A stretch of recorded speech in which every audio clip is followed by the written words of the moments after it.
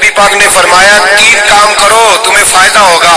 حضرت عبد الرحمن ابن عوف فرماتے ہیں میں نے اس کا تجربہ کیا اس حدیث کا, اور آپ فرمایا کرتے تھے مجھے اللہ کی عزت کی قسم جو میرے نبی نے کہا حق اور سچی کا ہے, حق اور سچ کا. حضور سید عالم صلی اللہ علیہ وسلم نے فرمایا صدقہ دینے سے مال کم نہیں ہوتا. صدقہ دینے سے مال جی کیا کرنے سے, یہ وعدہ ہے نبی پاک کا. صدقہ دینے سے پیسے, اچھا بتائے نا جی مجھے 1000 میں سے 500 دے دیا تو باقی کتنے رہ گئے؟ تو حضور فرما رہے ہیں کم نہیں ہوتے. 1000 دے دیا تو باقی کتنا بچا؟ نہیں بھائی, میرے محبوب فرماتے ہیں تو اللہ کے راستے میں ایک دے وہ تجھے 700 گنا کر کے واپس عطا فرمائے گا. نبی پاک نے فرمایا صدقہ دینے سے مال کم نہیں ہوتا, اور فرمایا معذرت کرنے سے عزت میں کمی نہیں آتی.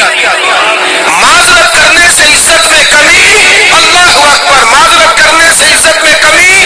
اور حد کر دی میرے حبیب نے, فرمایا تو رب کی رضا کے لیے عاجزی کر, تیرے نبی کا وعدہ ہے اللہ تجھے عزت عطا فرما دے گا.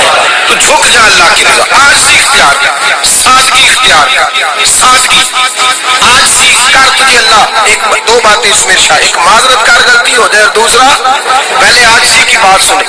حضرت عمر بن عبدالعزیز بادشاہ تھے, سوئے ہوئے تھے, غلام بھی پاس آرام کر رہا تھا, مہمان بھی آئے تھے. غلام کی ڈیوٹی تھی ہر وقت حضرت کے پاس رہنا.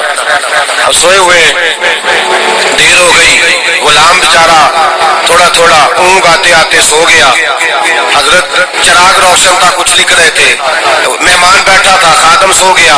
اب چراغ نہ آہستہ آہستہ گل ہو گیا, بجھ گیا. حضرت اٹھے, بوڑھے آدمی تھے, چراغ صحیح کرنے. مہمان کہنے لگے حضور میں نہ کر دوں, میں نہ کر دوں. کہنے لگے نہیں تم مہمان ہو, مہمان سے خدمت نہیں لی جاتی. اس نے کہا غلام کو جگائیے. فرمانے لگے ابھی تو بیچارہ سویا ہے اور نیند سے بیدار کر دوں. خود گئے, اس میں تیل دوبارہ ڈالا, بتی ٹھیک کی, جلائی, واپس آ گئے. وہ مہمان, اب بادشاہ کا مہمان بھی تو کوئی بادشاہ ہی ہوگا نا. کہنے لگا حضور آپ اپنے کام خود کرتے ہیں, کیا لفظ ہے, کیا حسن ہے, اور 2 جملوں میں کیا تاثیر ہے. آپ فرمانے لگے ہاں میں اپنے کام خود کرتا ہوں. جب میں گیا تھا تب بھی عمر بن عبدالعزیز ہی تھا, اور جب چراغ صحیح کر کے واپس آیا ہوں تو پھر بھی عمر بن عبدالعزیز ہی ہوں. میرے اندر کوئی تبدیلی آئی, میں وہی ہوں جو گیا تھا.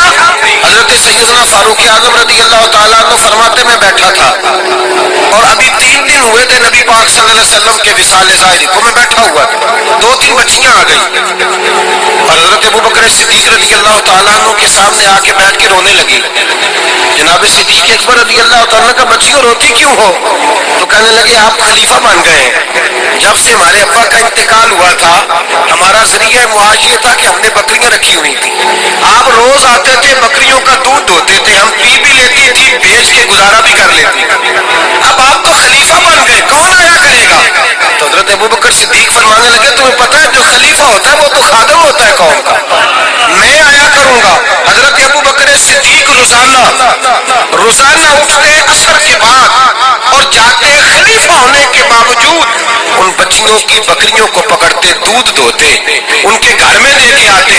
حضرت فاروق اعظم جب بھی دیکھتے تو کہتے ابوبکر تو پیچھے آنے والوں کے لیے راستہ بڑا مشکل کر رہا ہے, بڑا مشکل کر رہا ہے. جگر راہ وفا میں نقش ایسے چھوڑ آیا ہوں, میں جس منزل سے گزرا ہوں وہ اب تک یاد کرتی ہے. حضرت سلمان فارسی رضی اللہ تعالیٰ عنہ صوبے کے گورنر تھے, سادہ سا لباس پہن کر سادہ سا بس اسٹاپ پہ کھڑے تھے, جہاں سے لوگ اندر داخل ہوتے تھے, جہاں سواریاں باندھی جاتی تھی, آج ہم اپنی زبان میں اسے بس اسٹاپ کہتے. باہر کھڑے تھے, کوئی مہمان آ گیا کسی کا, اس نے دیکھا سادے سی کپڑے ہیں, خستہ سی حالی ہے, اس نے سمجھا کوئی کلی ہے شاید, معظم کوئی ملازم ہے. کہنے لگا خادم ادھر آؤ, ادھر آؤ. آپ قریب گئے, کہنے لگے میرا سامان اٹھاؤ. امام غزالی فرماتے ہیں جب تو علم پڑھنے بیٹھتا ہے تو یہ بھی خیال کرنا تیرے اندر تکبر کا بوٹا نہ لگ جائے. عاجزی اختیار کرنا, عاجزی. سر پہ رکھا ہوا سامان حضرت سلمان فارسی نے گورنر صاحب نے اس آدمی کا, مہمان کا سر پہ سامان رکھا اور جا رہے. سنو اور غور کرو. جب جا رہے تھے جو آدمی بھی ملتا گورنر صاحب ہمیں دے دیں. مہمان پریشان ہو گئے, کہنے لگے حضور آپ گورنر ہیں؟ فرمانے لگے نہیں, یہ تو میرا دنیا داری کا نام ہے جو ان لوگوں نے رکھا ہوا ہے.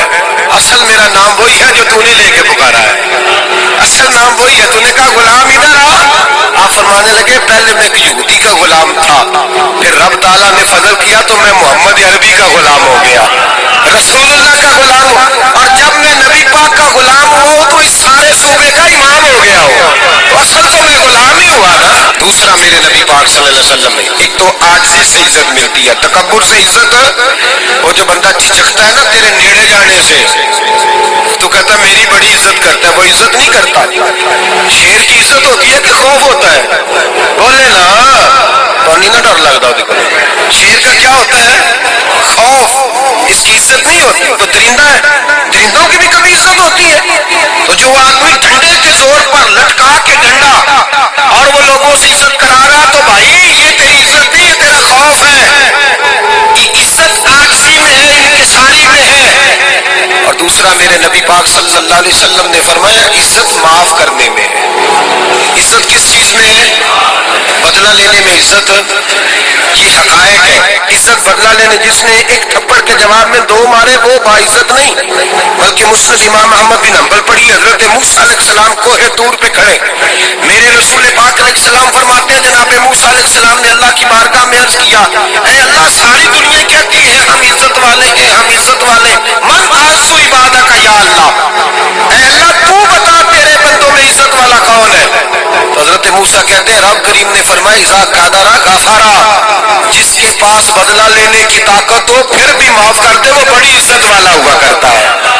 جو اینٹ کے جواب میں پتھر مار سکتا ہو، جو گولی کے جواب کے اندر 15 گولیاں مار سکتا ہو، لیکن معاف کر دے وہ بڑی عزت والا ہے، عزت والا ہے جو معاف کرے۔ حضرت فخر جہاں دہلوی بہت بڑے درویش تھے، سلسلہ عالیہ چشتیہ کا بہت بڑا نام، اور اس صوفی کے آپ حالات پڑھیں تو رب کریم نے بڑا ہی نوازا ہوا تھا۔ دلی کی جامع مسجد کے خطیب، اور ان کی کرامت یہ تھی کہ جو آدمی آ کے سامنے کھڑا ہوتا تھا نا اسے بتانا نہیں پڑتا تھا کہ میرے دل میں کیا ہے، بتانا نہیں پڑتا تھا، سامنے آ کے کھڑا ہوتا تھا تو حضرت ہاتھ اٹھاتے تھے، کہتے تھے اللہ یہ بے اولاد ہے اسے اولاد عطا کر دے۔ دوسرا آ کے کھڑا ہوا، خوشی نہیں ہو رہی آپ کو؟ دوسرا آدمی کھڑا ہوا، دوسرا آدمی، اس نے آ کے کہا دعا کے لیے سامنے کھڑا ہوا تو حضرت کہنے لگے اے اللہ بیمار ہے، وہ کہتا میرے دل میں بات تھی مجھے بتانی نہیں پڑی، اتقوا فراست المومن فانہ ینظر بنور اللہ، نبی پاک نے فرمایا مومن کی فراست قلبی سے ڈرا کرو، وہ تو اللہ کے نور سے دیکھتا ہے۔